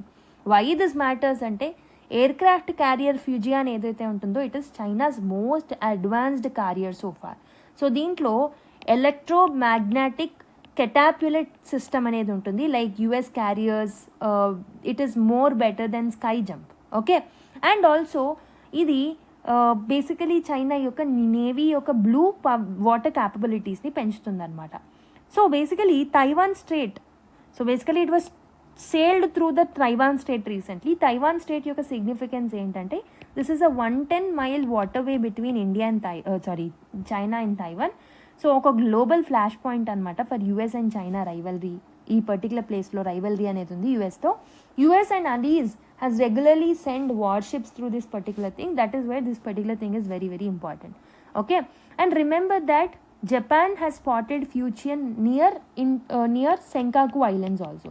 Senkaku Islands దగ్గర కూడా ఇది వెళ్ళడం వాళ్ళు చూసారనమాట, which is the disputed territory. Okay, Senkaku and Diaoyu Islands, this is the disputed territory with Japan. So కాబట్టి సైమల్టేనియస్గా ఒకవైపు Japan మీద, ఇంకోవైపు తైవాన్ మీద. So US is basically China is putting a pressure అని చెప్పొచ్చు through this introduction of the third aircraft which is well advanced, that is Fujian sails. Okay, Fujian. I hope you'll remember this particular point. Pacific leaders agree on new summit framework after China, Taiwan bans అని చెప్పేసి ఒక article రావడం జరిగింది. So Pacific leaders ఎవరైతే ఉన్నారో ఒక new ఫ్రేమ్వర్క్ని తీసుకురావాలనుకుంటున్నారు. So allowing nations to join a key regional framework as strategic partners. After that China was influencing the regional decision making. China influence చేస్తుంది కాబట్టి టు కౌంటర్ దట్ ఒక ఫ్రేమ్వర్క్ని తీసుకురావాలనుకుంటున్నారు. సో ఇక్కడ మనకి ఒక ఇంపార్టెంట్ ఫోరంని మెన్షన్ చేశారు, that will be important for us, that is Pacific Island Forum. Pacific Island Forum ఏదైతే ఉంటుందో, సో ఇది వచ్చేసి 1971లో ఎస్టాబ్లిష్ అయింది. Originally as a South Pacific Forum. Initially దీన్ని సౌత్ పెసిఫిక్ ఫోరం అని అంటూ ఉండేవాళ్ళు. దీని హెడ్ క్వార్టర్స్ వచ్చేసి ఫిజీ ఇన్ సువా ఫిజీ అనమాట. సో దీంట్లో 18 మెంబర్ స్టేట్స్ ఉంటాయి. Mainly these are the small island countries in the Pacific ocean and there are few observer states also. Okay, so ఈ particular 18 members ఎవరు అని అంటే Fiji, Samoa, Tonga, Solomon Islands, Kiribati, Tuvalu, Nauru, Papua New Guinea, Cook Islands, okay, NIUE and Vanuatu. ఇవన్నీ ఇందులో member countries. And other member countries are Australia, New Zealand, Australia. ఇవన్నేమో Pacific island nations. ఇవి కాకుండా Australia is also member, New Zealand is a member, which are larger powers. Others are also there like Micronesia, Marshall Islands కూడా ఉన్నాయి, and pulao, ఇవన్నీ కూడా మనకి ఇందులో భాగంగా ఉంటాయన్నమాట.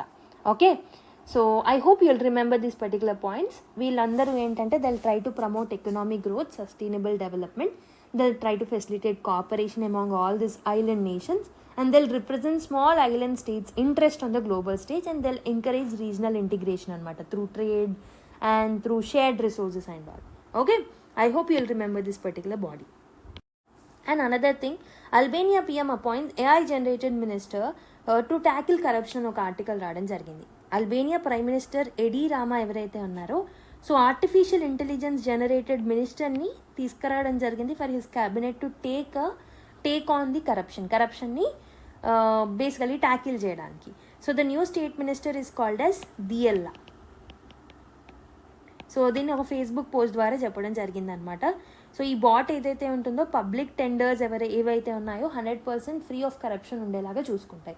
You can use this particular innovative things that are there in the global stage while writing the answers. Corruption గురించి answers రాసినప్పుడు మెన్షన్ చేయొచ్చు, లేదా whenever you're writing about artificial intelligence you can quote this example or anything related to technology.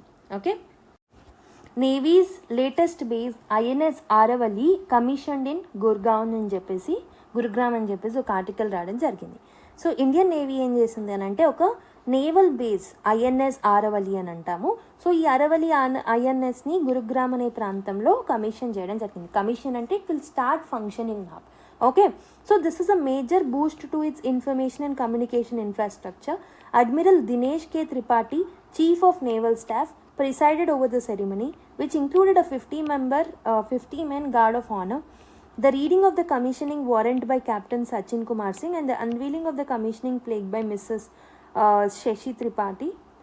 So the president of NWA. ఇవన్నీ మనకు అవసరం లేదు, ఇక్కడ మనకు తెలియాల్సింది ఏంటి అని అంటే INS ఆరవలి గురించి. సో ఇదేం చేస్తుంది అని అంటే బేసికలీ INS ఆరవలి అనేది it is named after a mountain range called as Aravali mountains. దీన్ని ఎందుకు డిజైన్ చేశారు అని అంటే basically this will be on the land surface, not in the sea. Okay, ఇదేం చేస్తుంది, నావీ యొక్క ఇన్ఫర్మేషన్ అండ్ కమ్యూనికేషన్ ఇన్ఫ్రాస్ట్రక్చర్ని హోల్డ్ చేస్తుంది. ఆ పర్టికులర్ ఇన్ఫ్రాస్ట్రక్చర్ అనేది it will enhance the communication of the Indian navy.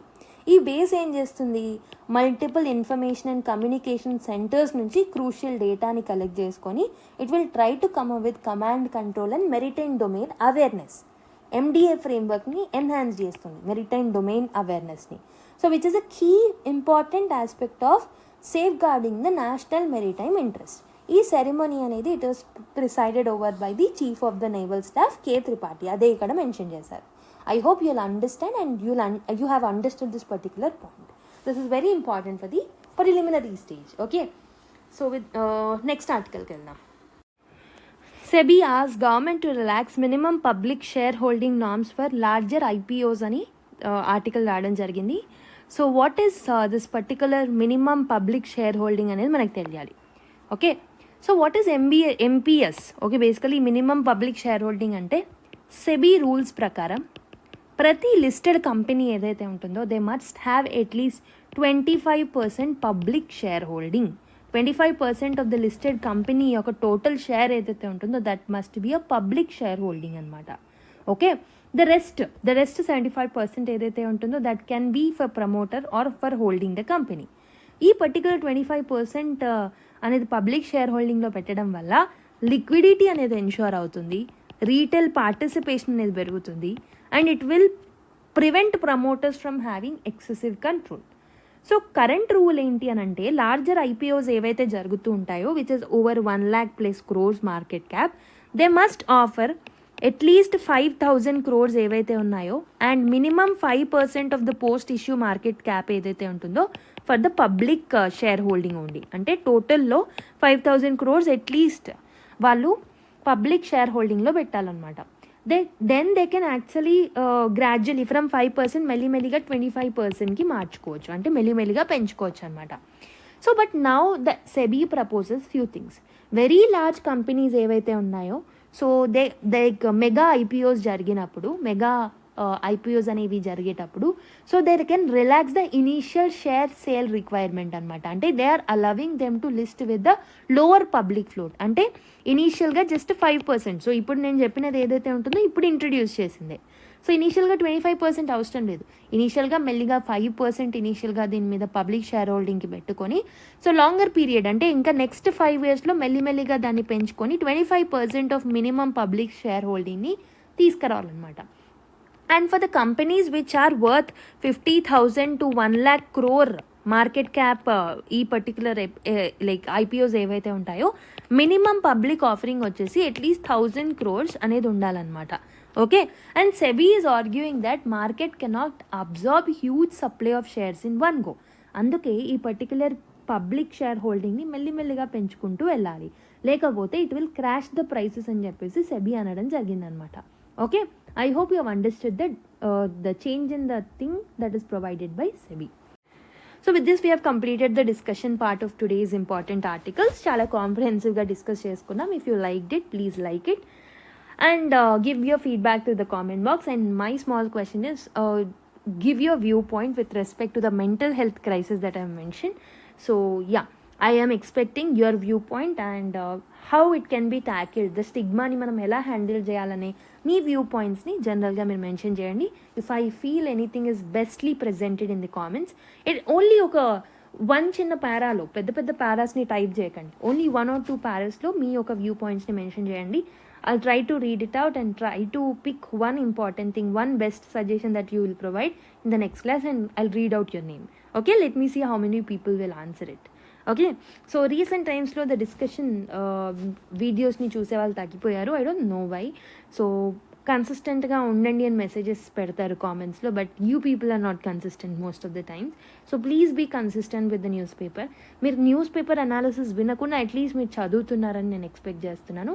So this particular comprehensive discussion, so few people will think that 1 hour కన్నా ఎక్కువ ఎందుకు డిస్కషన్ చేస్తున్నారు మ్యామ్ అని, but you don't know long టర్మ్లో మీరు ఎంత బెనిఫిట్ అవుతారు.